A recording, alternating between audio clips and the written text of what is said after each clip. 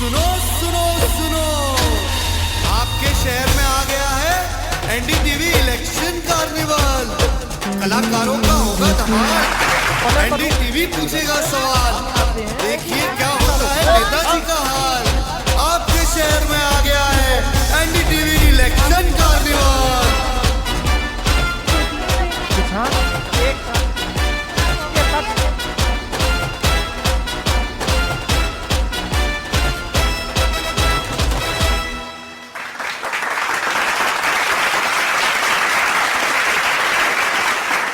मैं सबसे पहले नेहा धवन जी से ही ये सवाल करना चाह रहा हूं कि किसानों का आंदोलन बीजेपी के लिए बड़ा मुश्किल बना और बार बार ये सवाल उठा कि किसानों की इस परेशानी का समाधान हो तो आखिर कैसे। जरा सबसे पहले नेहा जी आप इस पर जवाब दीजिए।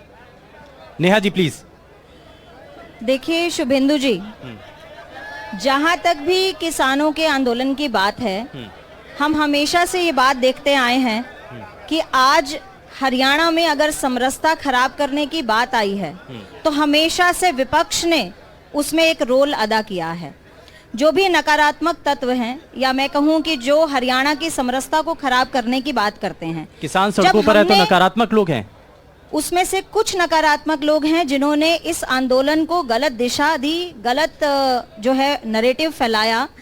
जब 14 फसलों पर एमएसपी देने के लिए हरियाणा सरकार प्रतिबद्ध हुई, आज से पहले मेरे साथी प्रवक्ता यहाँ बैठे हैं, अगर एक साल भी एक फसल पर भी किसी ने एमएसपी दी हो, मैं खुद बताती हूँ आपको, जब चौटाला साहब की सरकार थी, ओम प्रकाश चौटाला जी मुख्यमंत्री थे, केवल एक बार बाजरा की फसल एमएसपी पर खरीदी गई। आज तक के हरियाणा बनने के बाद, संयुक्त पंजाब में जब हरियाणा बना, उसके बाद से आज तक केवल एक साल एक बार बाजरा की फसल एमएसपी पर खरीदी गई, ओम प्रकाश चौटाला जी के समय में। उसके बाद से लेकर अब हरियाणा में जब भारतीय जनता पार्टी की सरकार आई, माननीय मनोहर लाल जी पूर्व मुख्यमंत्री जो मुख्यमंत्री थे, 14 फसलों पर एमएसपी देने की बात आई, तब कहां थी ये विपक्ष और कहां थे ये सब लोग? किसान सड़कों पर क्यों है फिर? किसानों को बरगलाया गया विपक्ष के द्वारा। आम आदमी पार्टी के कार्यकर्ता, कांग्रेस के कार्यकर्ता और कौन थे? आईएनएलडी के कार्यकर्ता थे, जेजेपी के कार्यकर्ता थे और कौन थे? जो भी किसान, मैं खुद एक किसान परिवार से हूँ, मैं खुद किसान परिवार से आती हूँ, मेरी किसानी है, हमारी 9 एकड़ जमीन है, बहुत बड़े किसान नहीं हैं हम, लेकिन जो किसान 5 एकड़ से कम का किसान था वो सब अपने घर में काम कर रहा था। लेकिन कुछ ऐसे विपक्ष के लोग इस बात को एक एजेंडा बनाकर पूरे भारत देश के समरसता को खराब करने के लिए, हरियाणा प्रदेश की समरसता को खराब करने के लिए एक नकारात्मक इरादा लेकर हमारे हरियाणा को खराब किया। एक बात बताइए, अगर आप कह रहे हैं कि एक सेकंड बस, जब दोबारा किसान आंदोलन की बात आई थी तो हरियाणा का किसान पंजाब के किसानों के साथ नहीं खड़ा था। क्यों? क्योंकि नहीं खड़ा था, बिल्कुल नहीं खड़ा था, क्योंकि मैं जिस जगह से आती हूँ, हिसार से, सिरसा, हिसार, रोहतक, महम, भिवानी, महेंद्रगढ़। नहीं, किसान ये कहते हैं कि उनको तो बॉर्डर पर रोक लिया गया ना, किसानों को बॉर्डर पर रोक लिया गया। केवल और केवल पंजाब का किसान और आम आदमी पार्टी के एजेंडे पर किसानों को बरगलाकर पूरे बॉर्डर को सील कराया गया। ये सिर्फ और सिर्फ अरविंद केजरीवाल की और यहाँ पर हुड्डा जी की, चाहे वो आईएनएलडी हो, जेजेपी हो, इन सबका नकारात्मक इरादा था।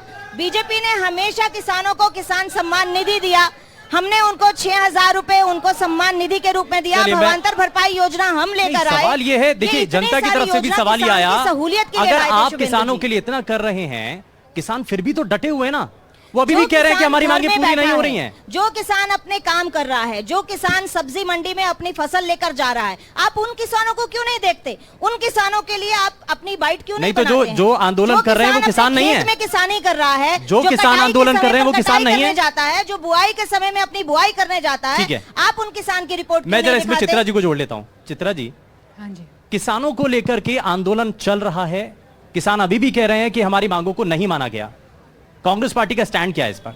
और सबसे बड़ा आरोप तो बीजेपी के नेता यही लगा रहे हैं कि आप बरगला रहे हैं किसानों को। देखिए, मैं समझती हूं कि सबसे ज्यादा नकारात्मक तत्व आज कहीं बैठे हैं तो भाजपा के सदन में बैठे हुए हैं। जो काले कानून कोरोना के टाइम पर इमरजेंसी का हवाला देकर 3 कानून लाए गए, बिना चर्चा के उन्हें पारित करा गया। फिर उसके बाद नीचे वाले जो उनका हमारा लोकसभा थी वहां पर बहुमत के चलते उसे पारित कर दिया गया। उन एलाइज द्वारा भी पारित करा गया जो बाद में इसी कानून को कोसते हुए दूसरे प्रदेशों में अलग हुए। और जब राज्यसभा में बात आई, इन कानूनों के ऊपर चर्चा हुई, जब डेरेक ओब्रायन ने फाड़ के फेंका उसके पन्ने और कहा कि इस पे डिबेट होनी चाहिए, तो भाजपा ने वहां पर वोट भी नहीं करवाई। जैसे एक क्लास होती है जहां पर एक शोर के माध्यम से वोट ले लिया जाता है, राज्यसभा पर एक ध्वनि मत के ऊपर ये काले कानून पारित करे गए। तो ये लाजमी था कि उसकी गूंज सड़कों पर आएगी। 800 से ज्यादा किसान शहीद हो चुके हैं और अभी जो ये अभी आंदोलन चल रहा है, एक बेटे ने गोली खाई है देश के बॉर्डर के अंदर।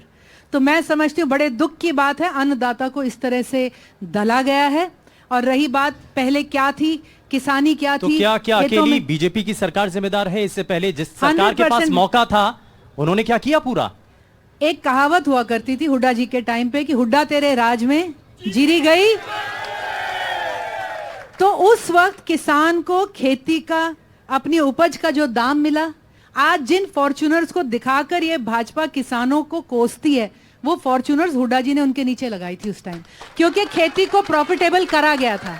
आज मुझे आप एक छोटा सा दुकानदार दिखा दो जो अपनी मेहनत के ऊपर कम से कम 25-30% का प्रॉफिट जोड़ के नहीं बेचना चाहता, लेकिन किसान अपने 1-1 रुपए में फसल मिट्टी कर दे।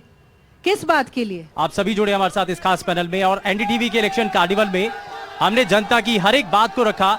अंबाला के मुद्दे क्या है हमने जानने की कोशिश की है। फिलहाल के लिए एनडीटीवी इलेक्शन कार्निवल में फिलहाल के लिए बस उतना ही। नमस्कार।